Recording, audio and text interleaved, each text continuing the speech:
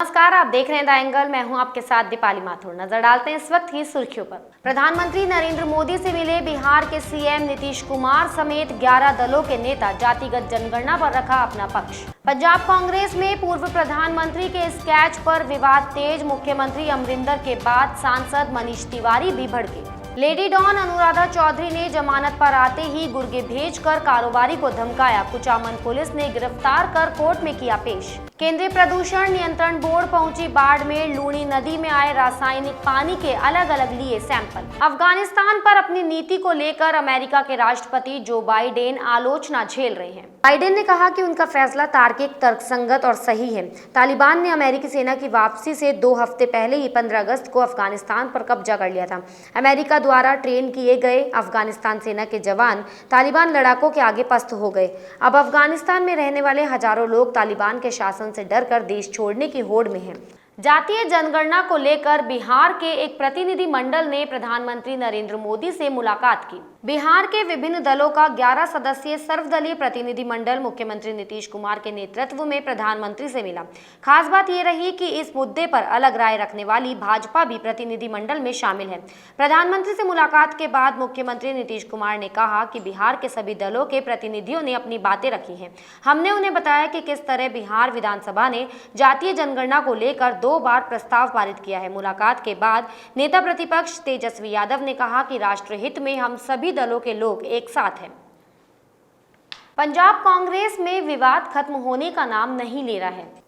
अब देश के पूर्व प्रधानमंत्री के विवादित स्केच का मामला तूल पकड़ लिया है। पंजाब कांग्रेस अध्यक्ष नवजोत सिंह सिद्धू के सलाहकार मलविंदर सिंह माली ने यह विवादित स्केच पोस्ट किया है। इसको लेकर कैप्टन अमरिंदर सिंह ने पहले ही नाराजगी जता दी है। अब कांग्रेस नेता संदीप दीक्षित ने भी लगे हाथ सिद्धू को सलाह दे दी है।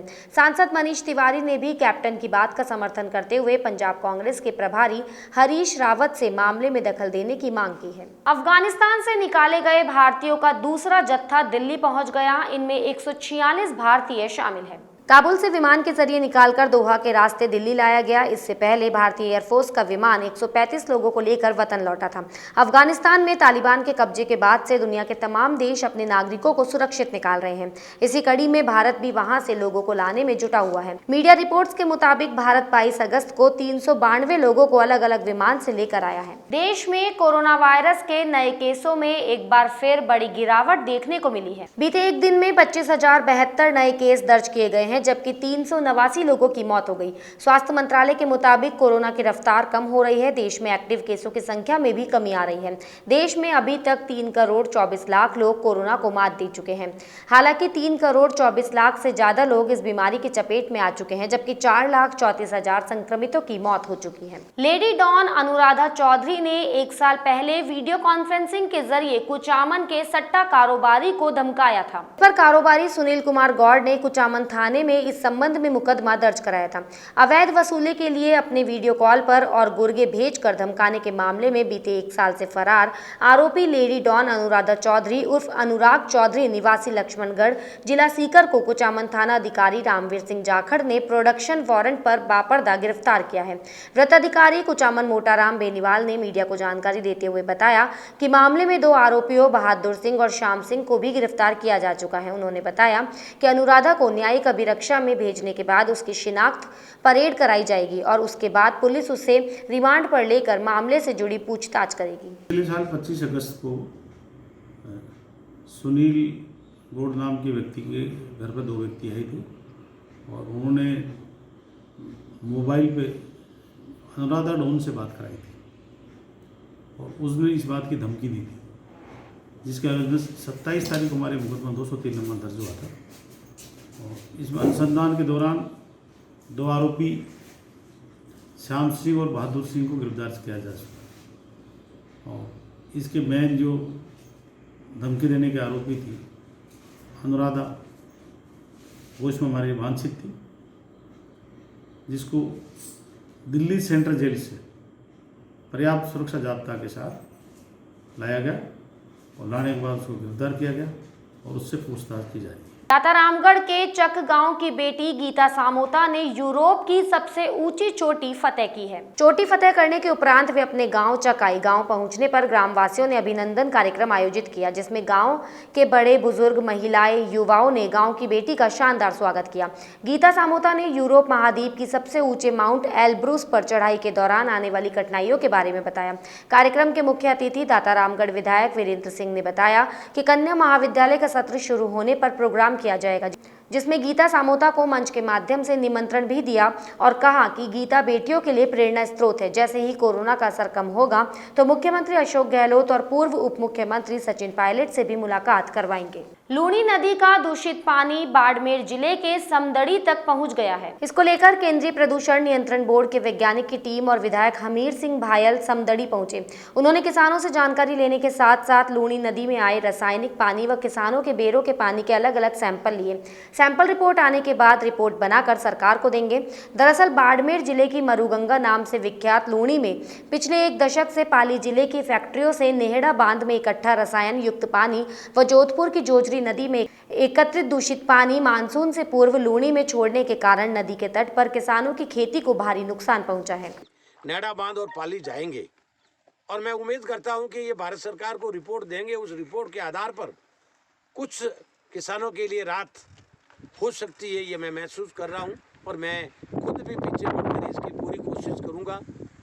और जैन साहब को भी मैं इस किसानों के मार्फत आपको निवेदन करूंगा कि आपने हालात देखा है, आप पूरी टीम आई हो तो ये हालात देखा है। ये मरुधरा है, मरुधरा में ये मारवाड़ है, मरुधरा में, और ये लूणी नदी जो जीवनदायिनी थी इसकी ये स्थिति बन गई। आप नज़रों से देख कर जा रहे हैं। सत्य रिपोर्ट करके इस किसानों को राहत कैसे मिले, इसके लिए हम आपसे भी उम्मीद करते हैं और ये विश्वास भी है कि आपने आकर ये सारी चीज़ें आपने देखी है तो इसके लिए आने वाले समय में कुछ अपन कर पाएंगे। अभी जो सुरेंद्र सिंह जी कह रहे थे कि नदियों से नदियों जुड़ने वाला वो कार्यक्रम भारत के प्रधानमंत्री जी ने हाथ में लिया है और उसमें बहुत समय तो लगेगा कि वो बहुत बड़ा काम है, उसमें समय लगेगा। पर तो अपने लिए भगवान बारिश करे और इस प्रदूषित पानी अगर दूर हो जाए तो वो पानी आएगा जब तक अपन जिंदे रह सकेंगे, वरना इस बार की हालत बहुत ख़राब है। सैंपल सारे बाकी जगह से सैंपल इकट्ठे किए हैं, रिवर का भी लिया है, ग्राउंड वाटर का भी लिया और एनालिसिस करने उपरांत के बाद बस स्पष्ट होगी क्या उसमें ओपन और कर सकते हैं, उसमें क्या क्वालिटी है। तो एनालिसिस के उपरांत ही मैं सब कुछ कह सकता हूँ उसमें कि पर कलर तो है उसमें थोड़ा जरूर आ रहा है कलर, तो ग्रीन कलर ऑब्जर्व किया है पर सही से उपरांत ही पता पड़ेगी इसकी। सर आपने देखा कि काश्तकारों के जो कृषि कुएँ हैं वो भी पूरी तरह से ख़राब हो गए, उनके अंदर का वो जो पानी था वो भी पूरी तरह से ख़राब हो गया है। तो इसको लेकर के कठोर कदम उठाने चाहिए, ऐसा आपको नहीं लगता है? और आगे किस प्रकार से रहेगी आपकी रिपोर्ट? हमारी रिपोर्ट आएगा, हम आगे हेड ऑफिस को फॉरवर्ड कर देंगे और फिर इसकी कार्रवाई फिर हेड ऑफिस लेवल से ही होगी और इतनी बोल सकता हूँ क्योंकि जब कोई रिजल्ट नहीं है तो जल्द आने के उपरांत ही मैं कुछ कह सकता हूँ इसके रिगार्डिंग। अजीतगढ़ कस्बे के कौशल्या दास मंदिर प्रांगण में 5 दिवसीय झूला महोत्सव धूमधाम से समापन हुआ। 5 दिवसीय इस झूला महोत्सव में श्रद्धालुओं की भारी भीड़ दिखी। महोत्सव के दौरान भगवान भोलेनाथ की विशेष झांकी सजाई गई। भगवान ठाकुर जी की आरती उतारकर श्रद्धालुओं को प्रसादी वितरित की। मंदिर में झूला महोत्सव में गायक कलाकारों ने एक से बढ़कर एक प्रस्तुति दी।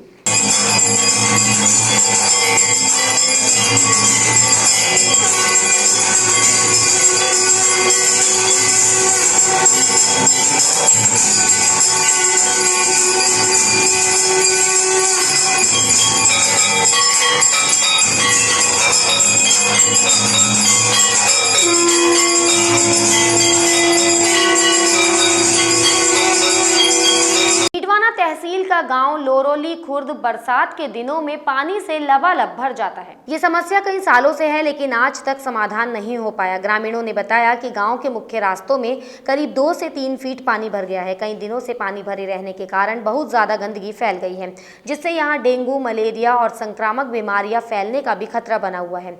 साथ ही पानी के भीतर गहरे गड्ढे और बड़े बड़े पत्थर होने की वजह से कई बार गड्ढों में बाइक सवार गिरकर चोटिल हो गए। डीडवाना विधायक चेतन डूडी ने बास्केटबॉल मैदान निर्माण के लिए नींव रखी है। राजकीय बांगड़ उच्च प्राथमिक विद्यालय संख्या 2 में विधायक डूडी ने शिलालेख का लोकार्पण किया। इस अवसर पर विधायक चेतन डूडी ने कहा कि इस मैदान के तैयार हो जाने के बाद क्षेत्र की खेल प्रतिभाओं को नए अवसर मिलेंगे और मैं वादा करता हूं कि नगर विकास और खेलों के लिए मैं हमेशा तत्पर रहूंगा। इस दौरान पालिका अध्यक्ष रचना होलनी, समाज सेवी चेनाराम पवार सहित अन्य लोग मौजूद रहे। और एक लीड बना दी गई और लीड के 8वें बिंदु पे लिखा गया कि अगर राजकीय क्षेत्र डीडवाना में महिला महाविद्यालय बनता है तो हम ये भूमि भवन सहित बिना किसी मुआवजे को राज्य में निहित होगी, राज्य को दे दी जाएगी। आज जब यह राजकीय महिला महाविद्यालय की घोषणा हो गई और ये मांग की गई कि साहब आज बन गया है, आप भी बालिका शिक्षा की तरफ बढ़ते हैं, हम भी बालिका शिक्षा की तरफ बढ़ते हैं और आपने लीड में ये वादा किया है, तो क्यों ना आज भूमि भवन सहित राज्य में निहित हो जाए, मिल जाए। तो हाईकोर्ट के अंदर एक स्टे लगाते हैं। मैं पूछना चाहता हूं, क्या सिर्फ झूठ, कपट और गलत बात करके हम ये सब करने पे और किसके लिए? हम बोलने को ये बोलते हैं, हम उस भविष्य के लिए काम कर रहे हैं, आने वाले उस पीढ़ी के लिए काम कर रहे हैं। लेकिन जब ये सब देखने को सुनने को मिलता है तो मुझे ये लगता है ना तो हम भविष्य के लिए काम कर रहे हैं, ना आने वाली पीढ़ी के लिए काम कर रहे हैं, हम सिर्फ निजी स्वार्थ के लिए काम कर रहे हैं और कुछ नहीं कर रहे। कोई ऐसा ना तो मुझे बता दे। इस बुलेटिन में फिलहाल इतना ही। अगर आपको हमारा वीडियो पसंद आया हो तो हमारे चैनल को लाइक, शेयर और सब्सक्राइब जरूर करें।